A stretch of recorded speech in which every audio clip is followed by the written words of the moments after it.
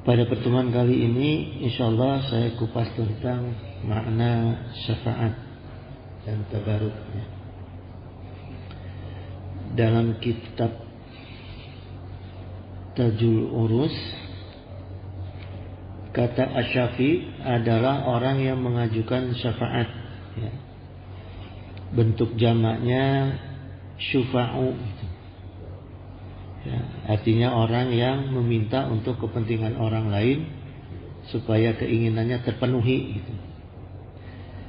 Misalnya gini, bisa aja jamaah mendawamkan sholawat kepada Rasulullah SAW, atau mendawamkan membaca surat atau ayat-ayat dalam Al-Quran, minta supaya diberi keluarga yang samawa, misalnya, yang rizkinya barokah, ya. Kemudian minta supaya Allah melimpahkan 3 nikmat: nikmat ikhlas, nikmat taat, nikmat ibadah, dan yang paling penting, yang keempat adalah nikmat kubur dan nikmat surga. Amin.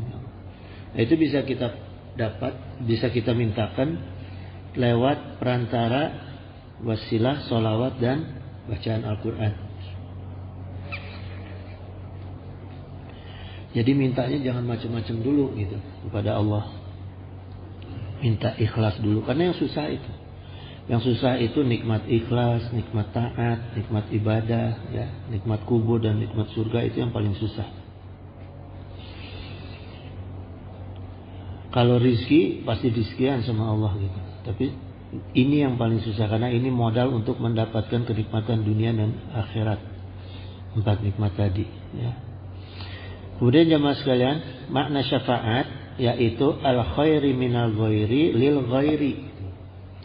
Kebaikan dari orang lain untuk orang lain, ya.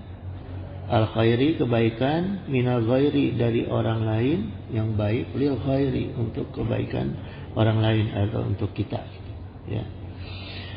Dalam artian syafaat itu juga bisa memberikan pertolongan kelak di akhirat, gitu. Bisa juga misalnya minta supaya syafaat Rasulullah, supaya kita bisa bersama-sama Rasulullah di surga kelak, gitu. Contoh gini para jamaah, banyak para sahabat ketika zaman Rasul yang meminta syafaat langsung pada Rasulullah, gitu.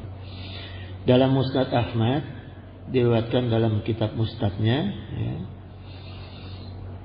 dari Anas radhiyallahu anhu berkata, sa'atu Nabi sallallahu alaihi wasallam an yasfa'a li yaumal qiyamah, gitu. Jadi saya minta kepada Nabi Rasulullah SAW memberi syafaat kepadaku di hari kiamat. Kemudian dijawab oleh Rasulullah, ana fa'ilun, gitu. Sayalah fa'ilun. Fa'il itu subjeknya, pelakunya, gitu. Jadi kalau wazannya itu wazan fa'il, gitu. Jadi tegas Rasulullah mengatakan, saya ini orangnya yang bisa memberi syafaat kepada engkau, gitu, ya. Bahkan di zaman Rasul itu banyak sekali para sahabat yang meminta syafaat Rasulullah, gitu. Tapi jemaah, kuncinya syafaat ini Allah berfirman, man zallazi yasfa'u indahu illa biiznihi. Siapa yang dapat memberi syafaat di sisi Allah tanpa izin Allah? Ditanya Allah, ya. Gitu. Ya'lamu ma baina aydihim wa ma khalfahum, gitu. Sementara Allah mengetahui apa-apa yang di hadapan mereka dan di belakang mereka. Jadi syafaat dari siapapun, baik dari Rasulullah maupun dari Al-Quran misalnya, itu tetap harus izin Allah, ya. Jadi ini nilai akidahnya, gitu.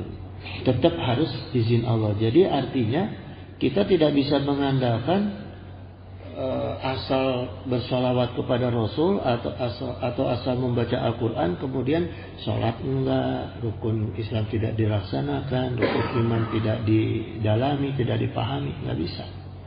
Gitu. Tetap modal dasarnya adalah izin dari Allah, sehingga kita harus mendekat kepada Allah, gitu. Ya, lewat ibadah-ibadah, minimal ibadah wajib lah, gitu, ya. Kemudian selain daripada Rasulullah, apalagi yang bisa memberi syafaat, yaitu doa-doa kita, salawat, ya, kemudian surat-surat dalam Al-Quran tadi atas izin Allah. Para ulama jemaah sekalian, para ulama rahimahullah membagi syafaat ini menjadi dua gitu. Pertama, syafaat ammah. Syafaat ammah itu syafaat yang bersifat umum, ya. Bermakna umum bahwa Allah Ta'ala mengizinkan siapa saja yang dikehendaki dari hamba-hambanya yang soleh khususnya, yang dekat pada Allah, minimal mendekat pada Allah, untuk memberikan syafaat kepada orang-orang yang diizinkan juga oleh Allah untuk menerima syafaat, ya. Jadi yang memberi syafaatnya diizinkan, yang menerimanya juga harus mendapat izin dari Allah. Nah, syafaat semacam ini bisa didapat dari Nabi Sallallahu Alaihi Wasallam, dari para nabi yang lain, para shodikin, para syuhada, juga para solihin. Nah, yang mungkin sekarang juga bisa kita dapat dari para solihin, ya, orang-orang soleh. Ada 3 syarat untuk mendapatkan syafaat. Pertama, keridhaan Allah terhadap yang memberi syafaat atau syafi'. Terus keridhaan Allah terhadap yang menerima syafaat, masbullahu itu, ya. Terus izin Allah bagi yang memberi syafaat dan yang menerima syafaat, ya. Jadi selain Allah ridho, Allah izin. Keluar izin Allah apabila Allah ridho, gitu. Ya. Yang kedua adalah syafa'ah khosoh. Syafa'ah khosoh itu yang bersifat khusus. Syafaat ini khusus dimiliki oleh Nabi Muhammad Rasulullah SAW. Ya. Dan ini syafaat yang paling agung. Syafaat yang paling agung ini syafaat yang kita dapatkan pada hari kiamat, ya. Yaitu bisa juga berupa syafaat yang didapat oleh para penghuni neraka dari kalangan orang-orang yang beriman yang banyak bermaksiat dan belum sempat bertobat, ya. Nah, ini diberikan syafaat oleh Rasulullah SAW supaya keluar dari neraka dan dimasukkan ke surga, ya. Kemudian berkata Syekh Muhammad bin Shalih Al-Utsaimin, syafaat itu ada 2. Syafaat sabitah sahihah, gitu. Yang pertama, ya, syafaat sabitah sahihah, yang tetap dan benar, gitu. Syafaat yang tetap dan benar, yaitu syafaat yang ditetapkan oleh Allah dalam Al-Quran atau yang ditetapkan oleh Rasulullah SAW dalam sunnah-sunnahnya, dalam hadis-hadisnya, ya. Syafaat ini khusus hanya bagi ahli tauhid wal ikhlas, gitu. Jadi orang-orang yang ahli tauhid, ya, yang akidahnya benar dan ikhlas, ini dapat syafaat sabitah sahihah, gitu. Wa qala Abu Hurairah, nah, jadi pernah Abu Hurairah bertanya kepada Nabi SAW, ya Rasulullah, man sa'adun nasi, gitu. Siapa orang yang paling bahagia? Ditanya Rasulullah oleh Abu Hurairah, ya, siapa orang yang paling bahagia?